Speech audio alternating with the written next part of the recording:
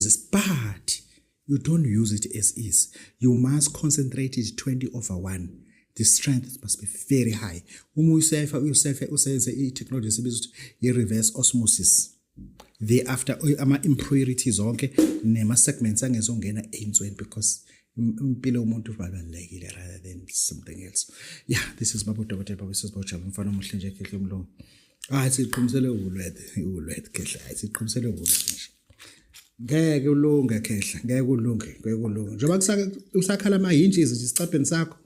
Ngeke yabona ngalungisa isicabha lapho busa lonke ama-hinges asesicabheni la. Ungalungisa isicabha uphike nobaba Dr. Hayi ngeke. Hayi. Asikho lapho. Asingene nemsebenzini wethonga.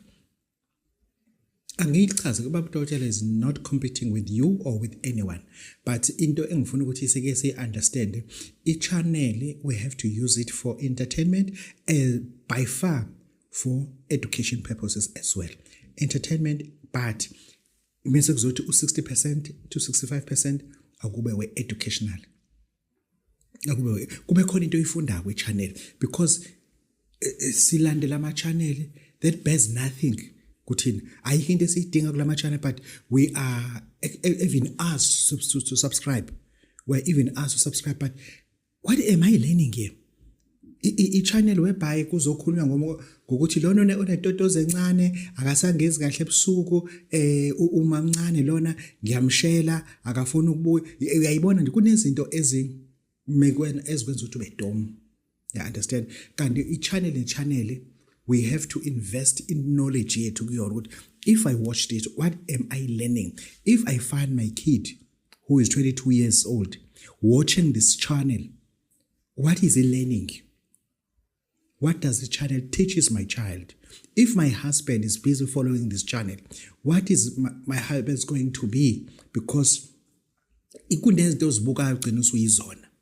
Yeah, understand? This is Baba Dr. Sisibawujaba mfana omhle Khehle Mzulu kaMancengisi. Ake ngikhulume le nto. Ukweshela versus stalking a woman. Ukweshela versus stalking a woman. Abantu besifazane bayakuthanda ukushela. Kungakhohliseki bayakuthanda ukushela. But they get offended futhi mebeshela. Siqale phansi. Women like to be proposed, but immediately you propose them, you become an offender because you are a stalker.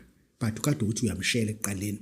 Engisho ukuthi there's time whereby you ending up stalking a woman. Agcine kunyanyela ukuthi lokumlandela, egcine kunyanyela ukuthi lokusho lento. You understand? Akayithandi and akayihambisani nayo. Kodwa wena